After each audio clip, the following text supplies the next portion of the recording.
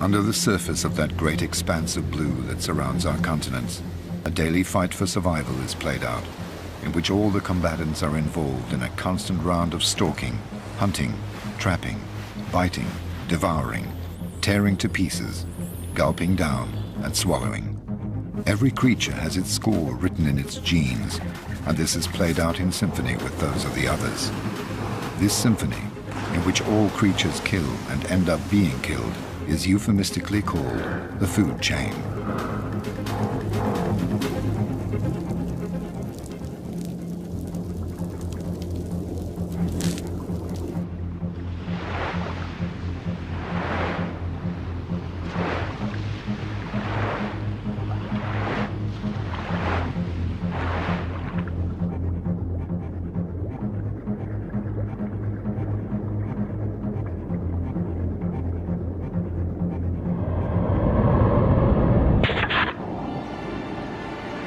In the Pacific, around the islands of Micronesia, lie shipwrecks that are witness to a war between humans. Their guns are long since quiet, but once a year the animals now living in and around them bombard the sea with their eggs and sperm. On the bridges of battleships haunted by corals, the funnels no longer emit smoke, but eggs.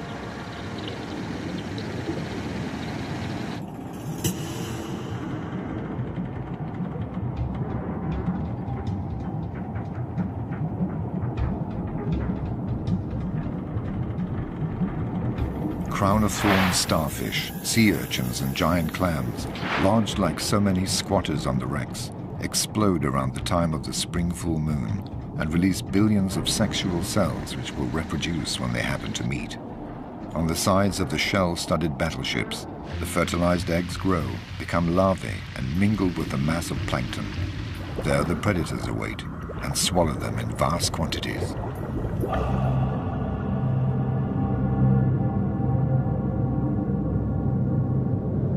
The largest of these has managed to move its 10-ton bulk here for this annual rendezvous, which promises to provide it with an orgy of plankton. This 18-meter giant, the whale shark, has come with its escort. Jacks take advantage of the hydrodynamic effect it creates to travel more quickly and without effort. They adhere to its lips in the hope of gleaning a few scraps of food.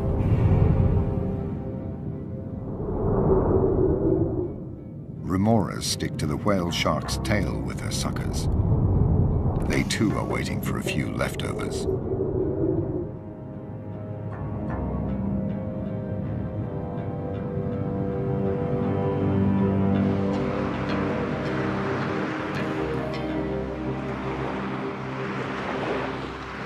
The whale shark is joined by other giants.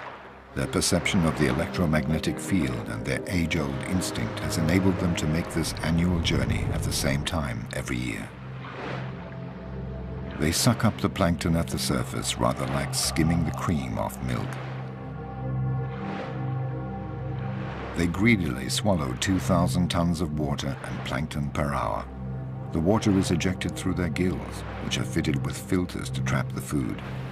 Despite their 300 rows of minute teeth, they never masticate.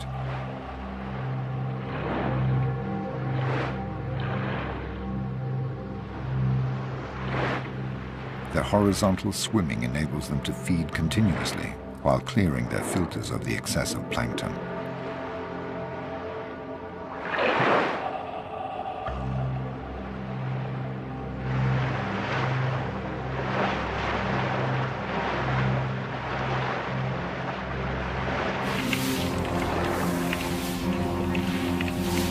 The whale shark does not feed only on eggs and larvae.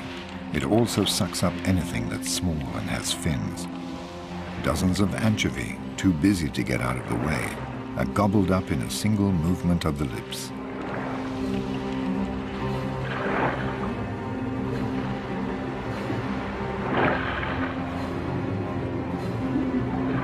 When the school of anchovy takes flight, the shark heaves itself back round towards it.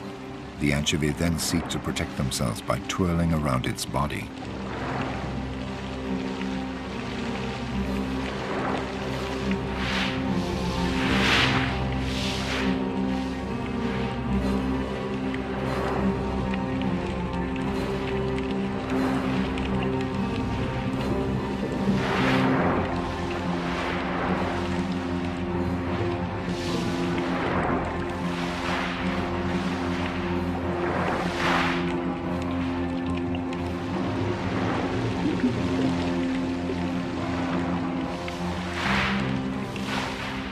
Then the whale shark straightens up vertically, and in this uncomfortable position herds the anchovy towards the surface, trapping them there so it can snap them up more easily.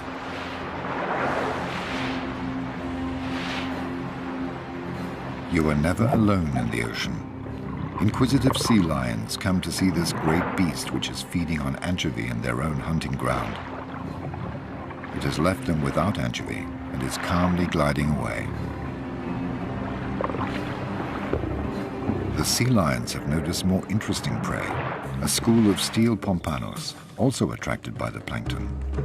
Faced with the predator, the steel pompanos regroup into battalions and close their squad's ranks. Like an army of immortals, lost in the mass, they seem invulnerable. The sea lion has a problem, focusing on a single pompano. In response to their zigzagging maneuvers, it counters by dividing up their battalion. Finally, it notices the fish that is having trouble keeping up with the rest. It isolates it and will not let go.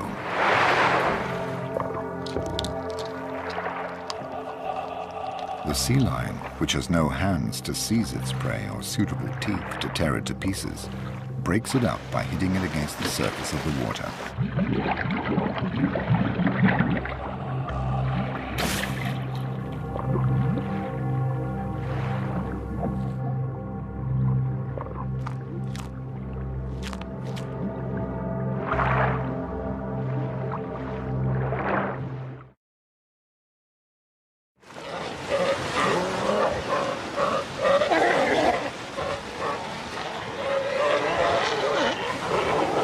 The sea lion is a mammal and likes to play for the sake of playing, often to the detriment of its prey. The turtle is a difficult prey since it has so many scales and a razor-sharp beak, so the sea lions tease it half-heartedly for a bit of fun.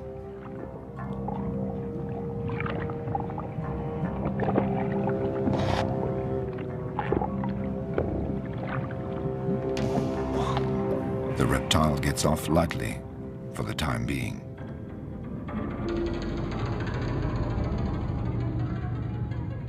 But fish also abuse the slippery surface of its shell to remove their parasites.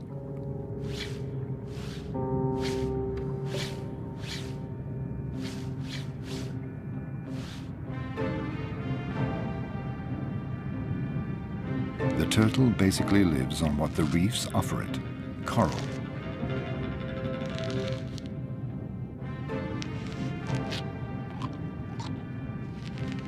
While it cleans the coral, the fish clean its shell.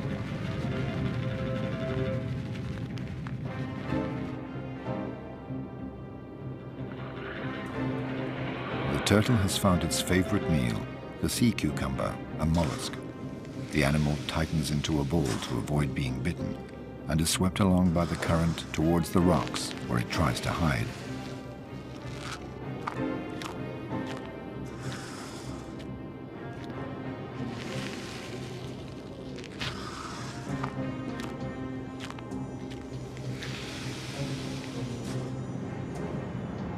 The turtle can migrate thousands of kilometers to feed or to find a mate. Coupling occurs on the surface. It's a procedure that takes time, and the turtles need to breathe.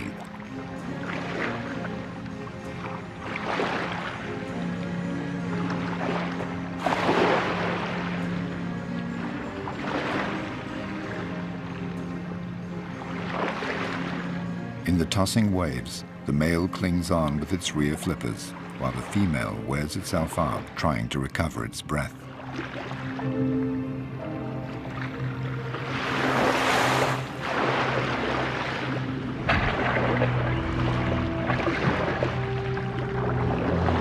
The female will cross an entire ocean to lay her eggs. She will face 1,000 predators and will often have to break using her 4 flippers in order to avoid them. But she will always end her life in the mouths of scavenging sharks. At one of the summits of this food pyramid, one solitary predator reigns supreme, the tiger shark, king of the warm waters. Always on the lookout for food, the 6-meter-long predator glides along in coastal waters near oceanic islands. If it fails to find any live prey, This fin dustbin contents itself with picking clean the dead bodies lying among the reefs. The tiger shark, a veritable hyena of the seas, is a great eater, but none too fussy about what it eats. It does not discriminate and happily bites into everything. Large and small fish, manta ray, turtle, marine birds, sea lion, but also tin cans, boots, and even compromising papers belonging to one of Napoleon's spies. Anything that arouses its sensory receptors will provoke an attack.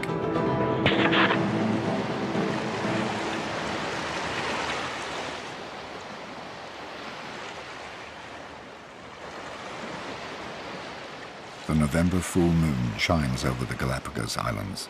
Darwin's Island is the gateway to the infinite expanse of the Pacific. 10,000 kilometers of blue, of marine currents, storms, and deadly traps. Every year, during the full moon of November and December, numerous species of fish come together and initiate their love ritual, which ends in sexual debauchery. Male jacks, attracted by the smell of the pheromones released by the females, set about pursuing them, all against one. The males give up their pursuit as soon as the female has laid her eggs, and they have had the chance to fertilize them. Billions of oocytes turn the sea cloudy and attract another giant predator, the manta ray. This cousin of the shark, supported on wings spanning 6 meters, swims through kilometers of schools of pelagic fish busy reproducing.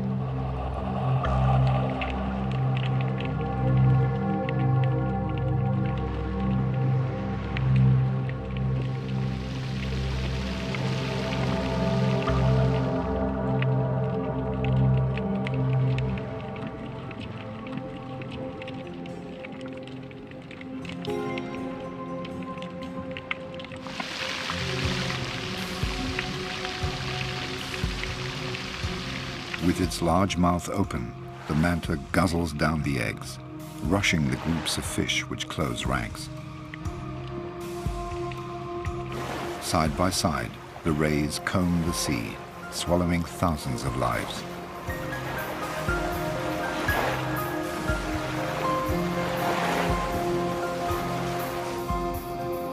On both sides of its mouth, the manta unrolls the cephalic lobes, which it uses as a spoon to gulp down the plankton.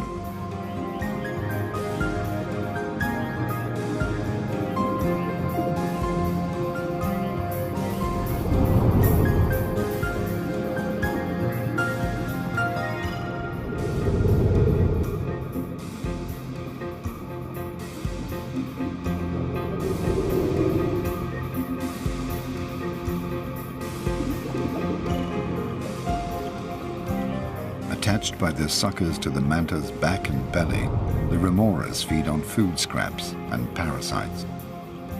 And on the remora's back, other parasitic fish bustle about and clean them in turn. Alongside the food pyramid, there is a cleaning pyramid.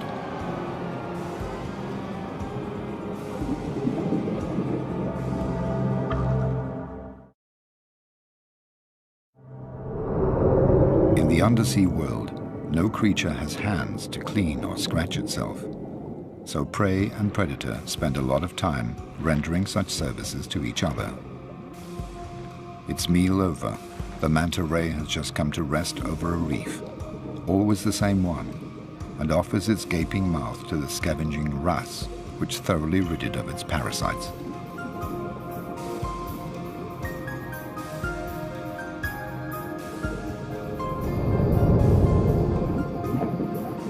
Here are the sea lions again, inspecting the manta ray's large unfurled wings with a view to turning them into a playground.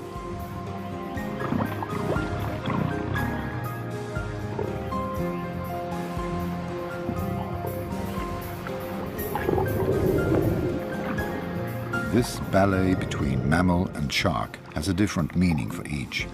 Only the sea lion is sufficiently developed to have a sense of play. It's having fun, while the manta is putting up with its antics. The sea lion discovers a new game, surfing.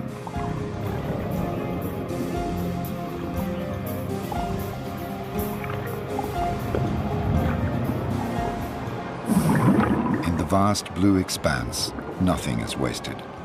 The manta ray's excrement makes the remoras happy.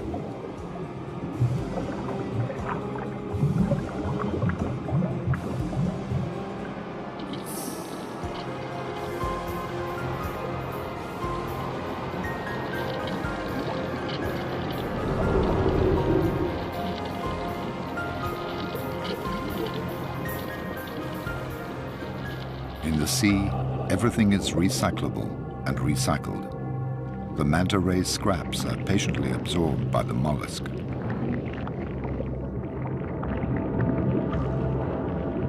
The mollusks suck up the food, grind it with their small teeth, detaching the particles and bringing them back to their oral cavity.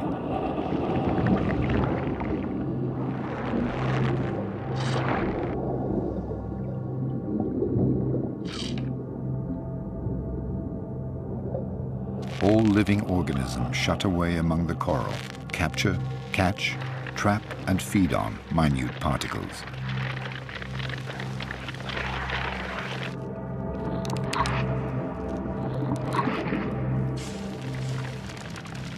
When life abounds in diversity, there is considerable interaction between animals and intensity of predation. Over the millennia, the animals invent new strategies for survival or capture. Camouflage is the most sophisticated form, where the creature attempts to blend in with the surroundings on account of its appearance, movements, or color. A crab carries an entire sea urchin in order to hide and to put off its predators. Other monsters lie in wait in the sand and only keep one eye above the surface.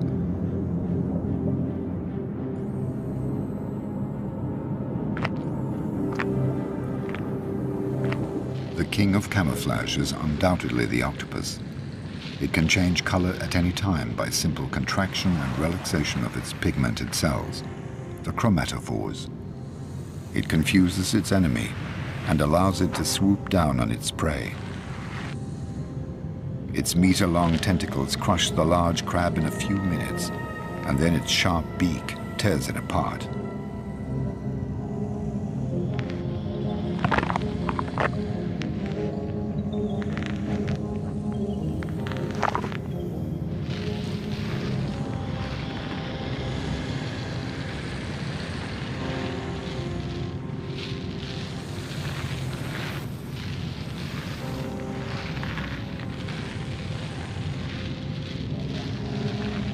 The octopus also has enemies, and they know when to surprise it.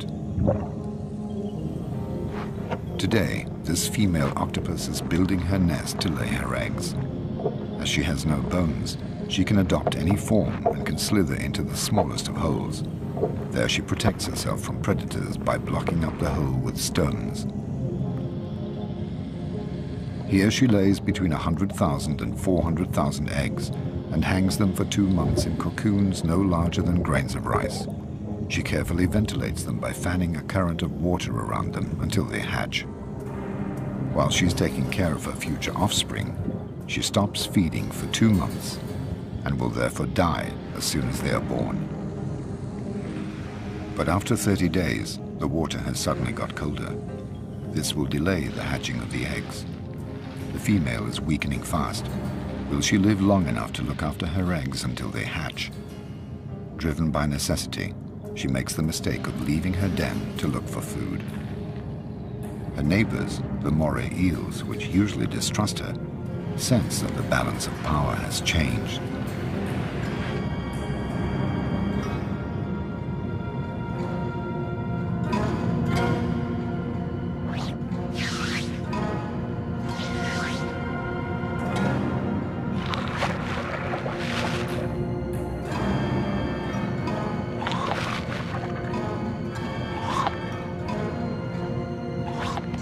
The octopus's ink does not succeed in dissuading its predators.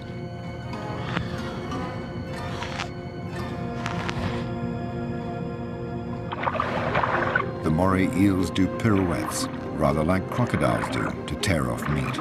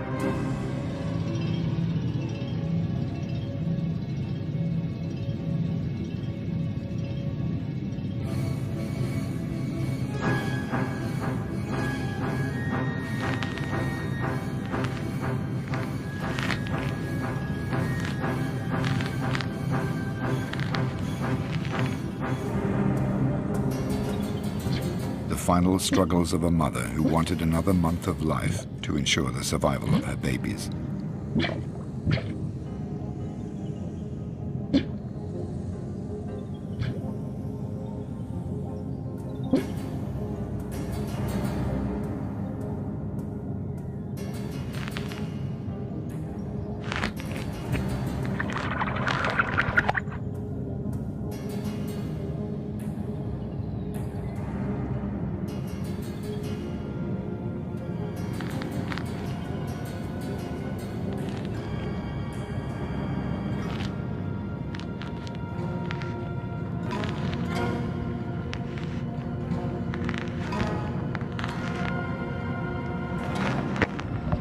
The female dies in one last cloud of ink.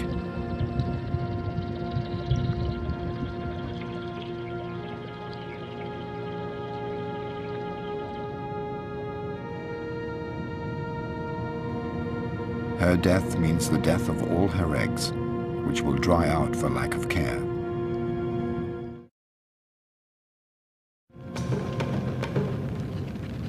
It's the time of the truth, a time when the prey cleans the teeth of the predator, who badly needs it.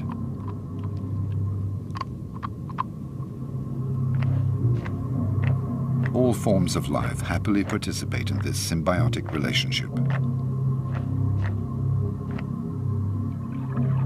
No nook or cranny is spared, even the most risky.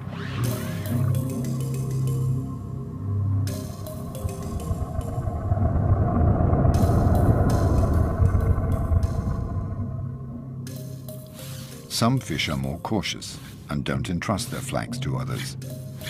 They rid themselves of their parasites using a stone until it becomes too smooth. Or they use the coarse skin of the coral shark for their grooming.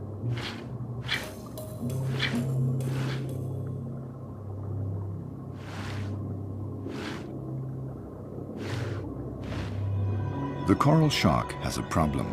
It is not quick and agile enough to catch a healthy fish. It therefore depends on the preparatory work of other fish. These hound an octopus and wound it. The meal is ready, and the coral shark only has to help itself. A relationship of service is also established between the coral shark and the jack. The jack sets about hunting.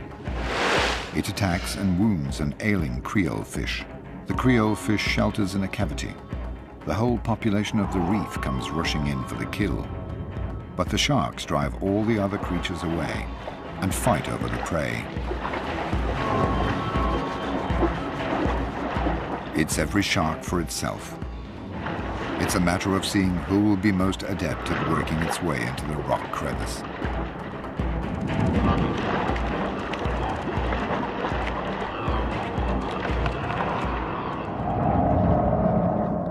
And then it's siesta time, some lying on top of others like lions, but minus the affection. Leopard rays hunt under the very eyes of their predators, but they have nothing to fear from the hammerhead sharks as long as they're not diseased or wounded. They scan the floor with their nose, which is designed to detect crabs, shells, and mollusks. They dig to unearth them and take in sand at the same time.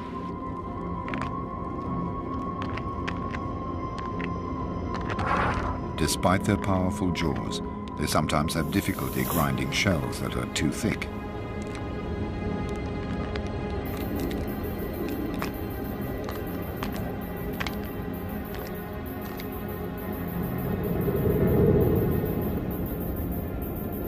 And soon the schools of leopard rays will cover the sea, like so many stars carpeting the sky. It's time for the killer whale to try its luck. This mammal reigns supreme at another summit of the food pyramid. It's the nightmare of the rays, because unlike the sharks, which only hunt at night, it's active day and night and needs to feed more often than sharks. It harasses the rays until they become exhausted and zeroes in on the weakest.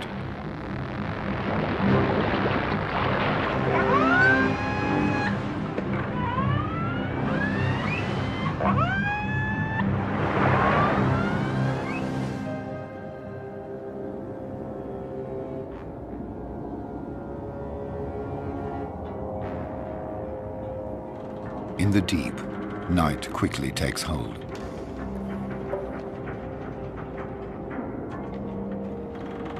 Among the debris of naval battles, another battle is played out.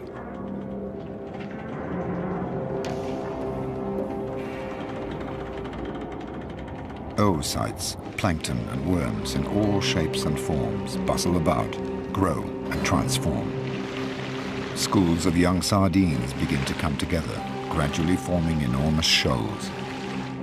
An army of cuttlefish moves into line and maneuvers to surprise them.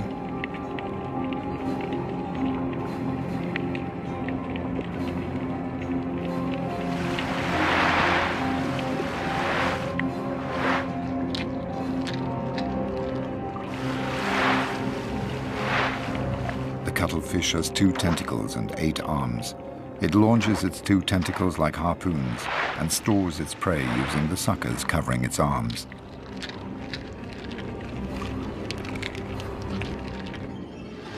Sharks are also present. At night, the sea belongs to them. They're on the prowl to satisfy their appetite. All their prey know it, and they all lie low.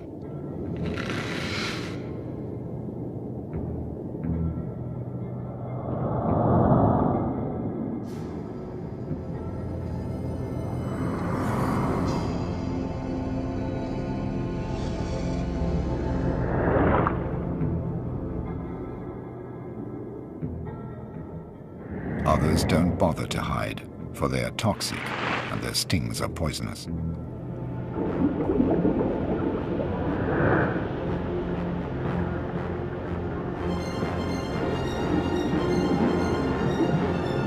The sharks spread fear, track down hiding places, and hound those fish that panic.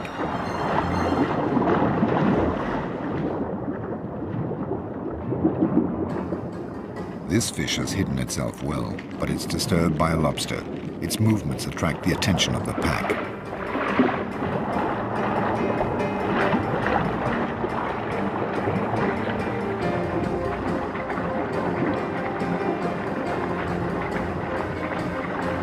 The red fish ends up being caught.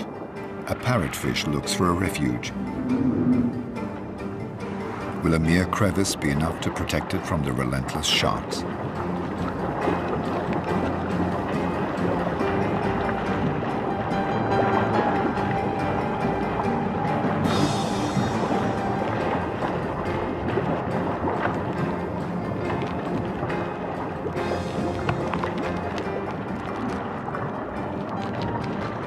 Parrotfish captured by the most skillful causes a frenzy. The sharks lose all their inhibitions and turn on each other.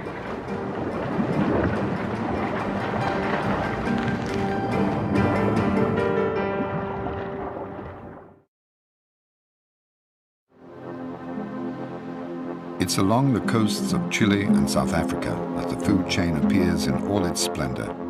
Cold currents trapped between the coasts and the continental shelf travel northwards where they mix with the warm waters. This cold current is rich in plankton and attracts schools of pelagic fish, such as sardines, which use it as their staple diet. Enormous shoals of sardines are formed, covering several hundred kilometers, and are driven by the cold current surging up the coasts toward the warm waters where they will breed.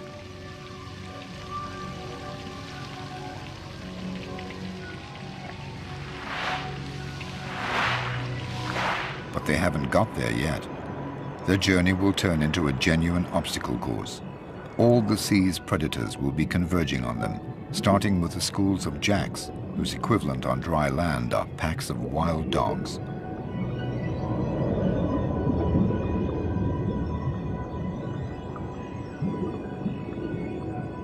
Jacks are very ambitious when they're hungry. Their upper jaw contains an extra row of formidable canine teeth. They depend on their visual acuity, and so can only hunt during the day. The jacks start by forming a wall on one side, then a second wall on the other side. They channel the long ribbon of sardines, pushing the shoal to make it more compact. Then they divide it into sections.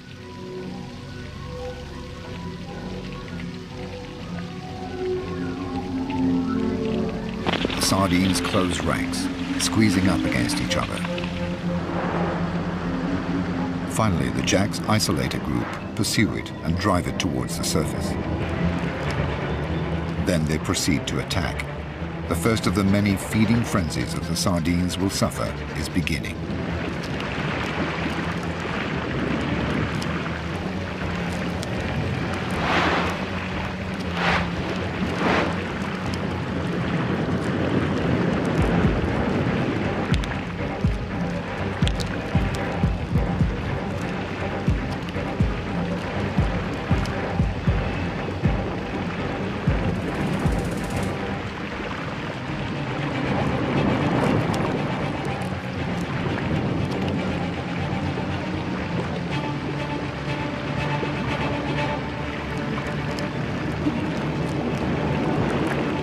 The sea is suddenly awash with millions of scales and pieces of flesh. These attract manta rays, which devour the particles.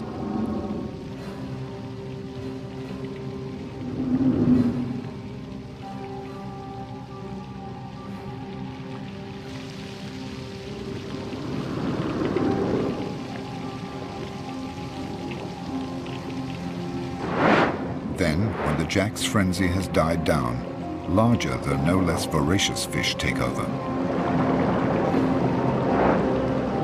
The wounded or dead sardines fall through the water at a breathtaking speed, but will not have time to reach the ocean bed.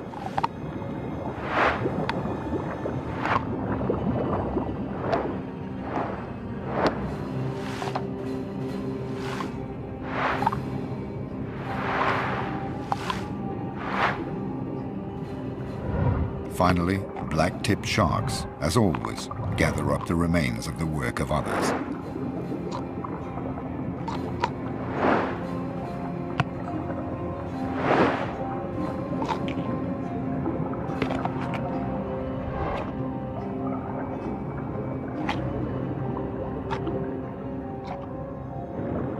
When the sardines have all been devoured, the jacks regroup. They feel heavier, they digest, and it's their turn to be vulnerable as they close ranks again. They have sensed the threat of their predator, the bottlenose dolphin.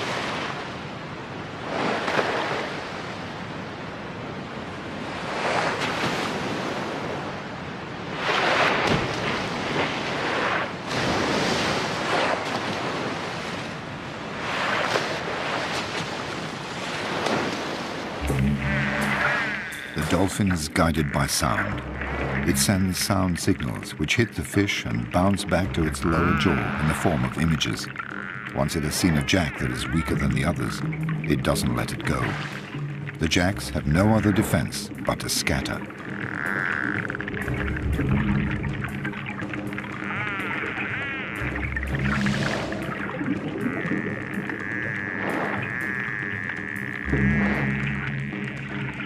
The dolphin can simultaneously snatch and swallow several fish per minute in a single movement.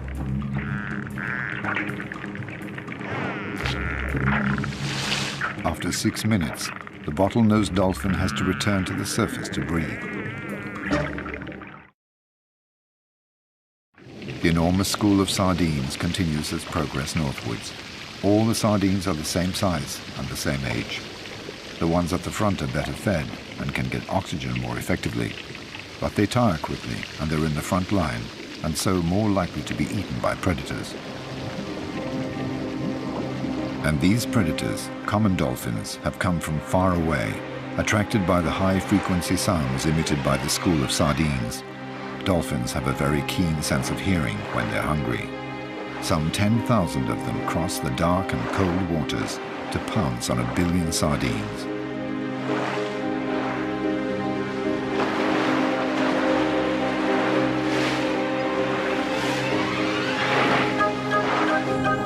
They're all there, the females with their young pressed against their belly, supervised by groups of male guardians.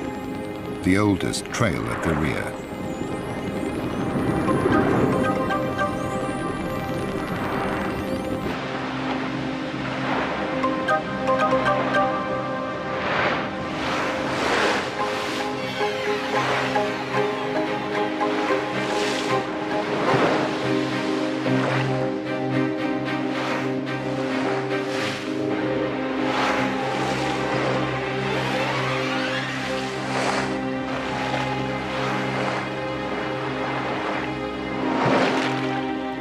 have a voracious appetite.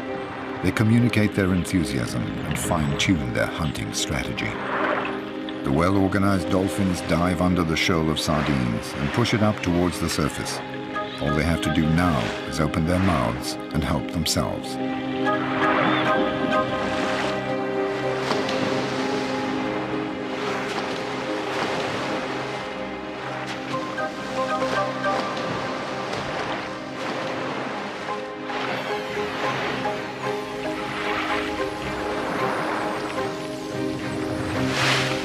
The sardines, for their part, have a common defense strategy.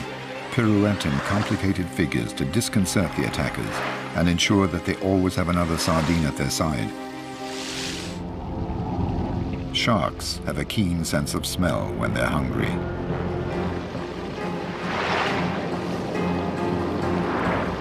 Unlike dolphins, sharks don't live in a cohesive social structure. It's every shark for itself.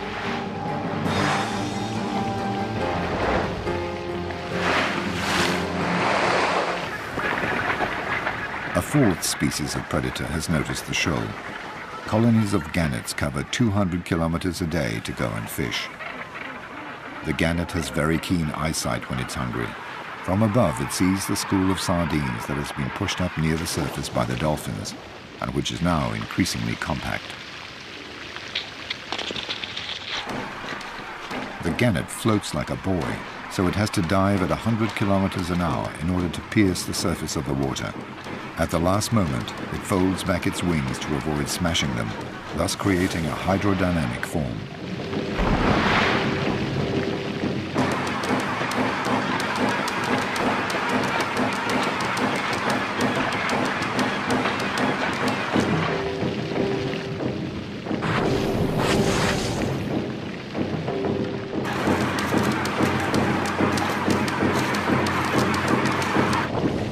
Gannets dive in successive waves, up to 30 meters deep.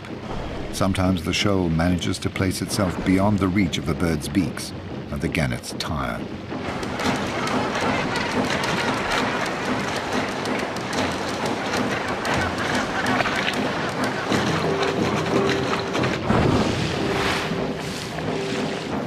Predators arrive from all over, common dolphins guided by their sense of hearing,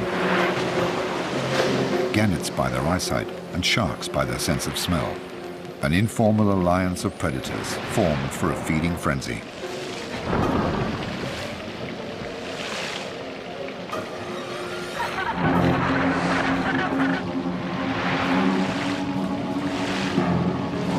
And soon the greatest predator will make its presence felt, the bride whale.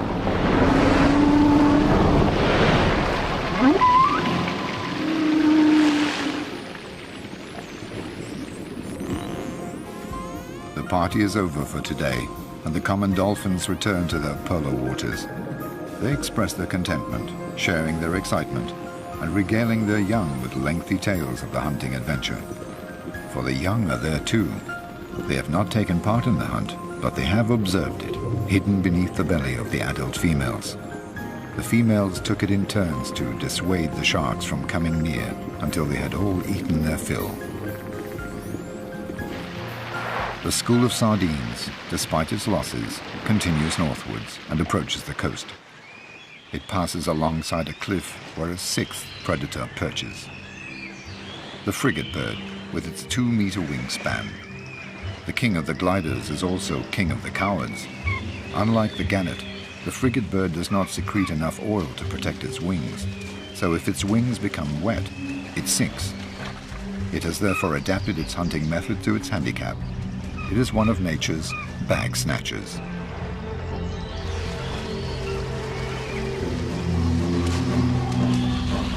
Under the water, the sharks jam an isolated school of sardines up against the surface to finish it off.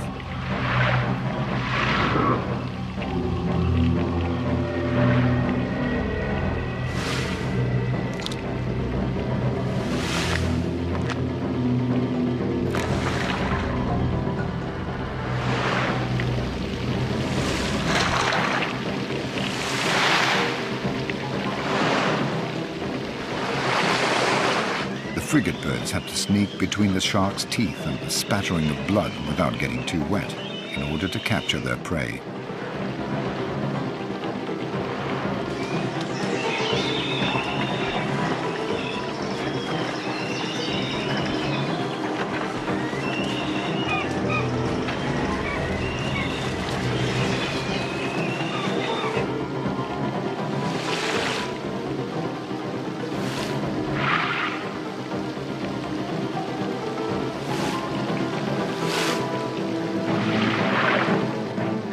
When one of the frigate birds captures a sardine, all the others hurl themselves onto it to get their share.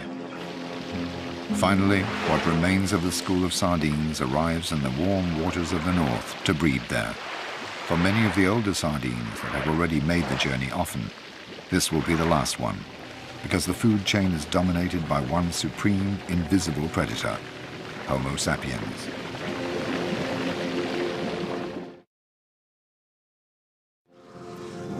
The overly warm waters, the stress created by the predators, and asphyxia due to the sardines' compact formation have caused collateral damage.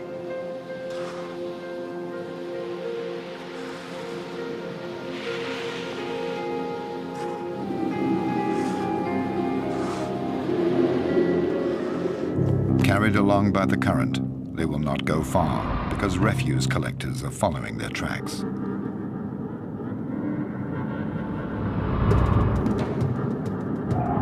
The cleaners of the seas work furiously at emptying every reef and every crevice. They are so excited and overworked that they become clumsy.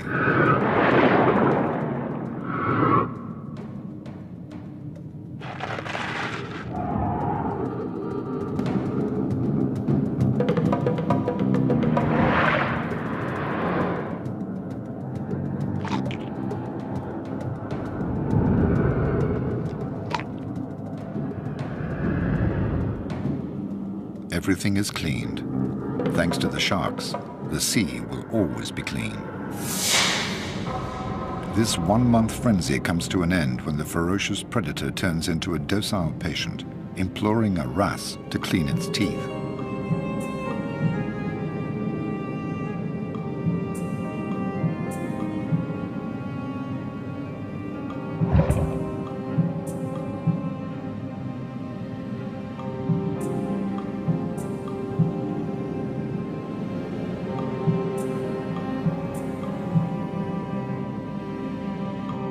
Its body is so tense above the reef that it forgets to swim and risks sinking.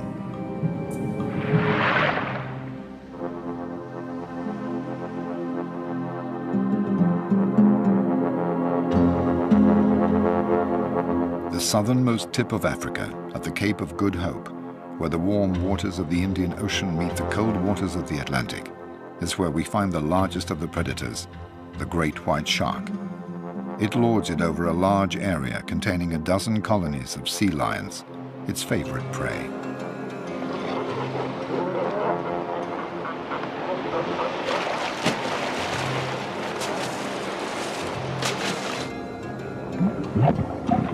The sea lions frolic about in the kelp, which they take the opportunity to gulp down in order to fill up with vitamins.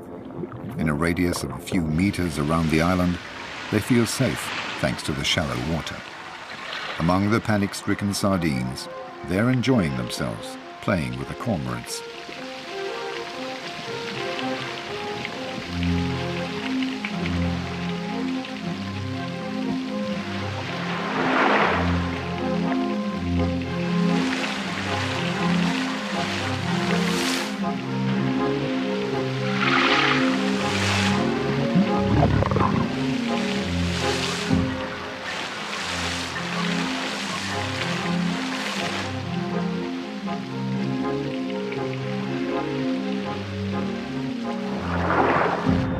A few meters away, the great white sharks are patrolling, waiting for a sea lion to get carried away with the game and make a mistake.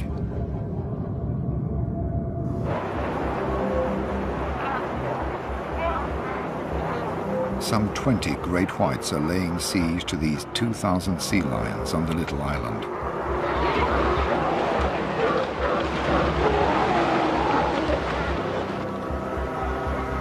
The island is a fortress surrounded by a circle of death.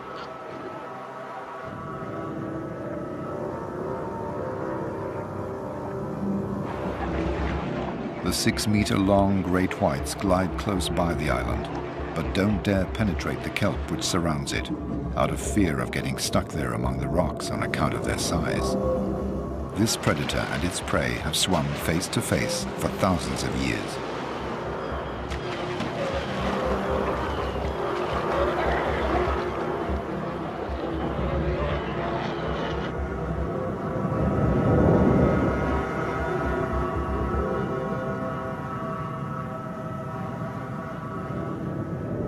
But in order to go and look for food in the sea lions have to take the risk of crossing the circle of death.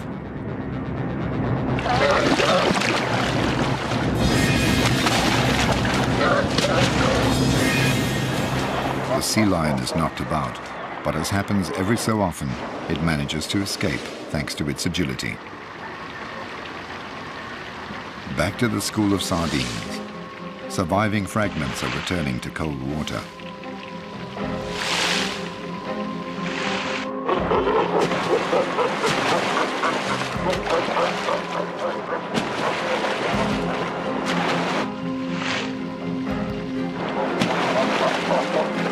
Bronze sharks, natural predators of the sea lions, join them but don't pay them any attention. But the sea lions make sure they keep behind the sharks, even nibbling at their tails by way of teasing. Now they have to cross the circle of death again to get back to their island.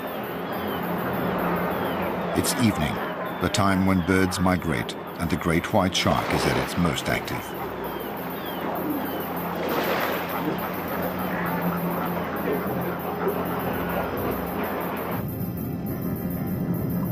For their part, the sea lions are tired after their long journey and are less vigilant.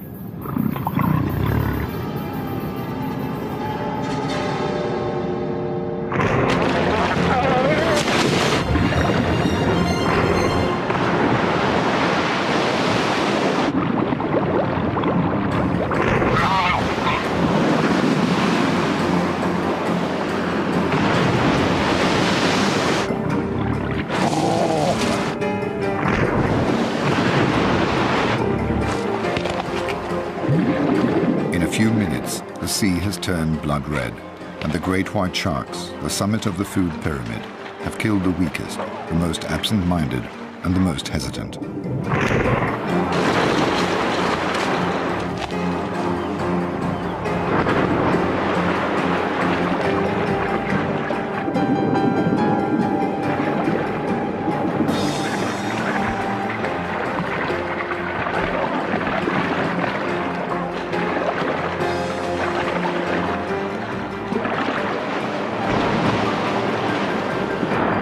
Over the course of thousands of years, each animal in its own way has brought about a natural selection amongst its prey. It has enabled its species to reproduce only its best elements in order to survive, evolve, adapt, and become stronger. In the sea, as on land, failure to adapt leads to extinction.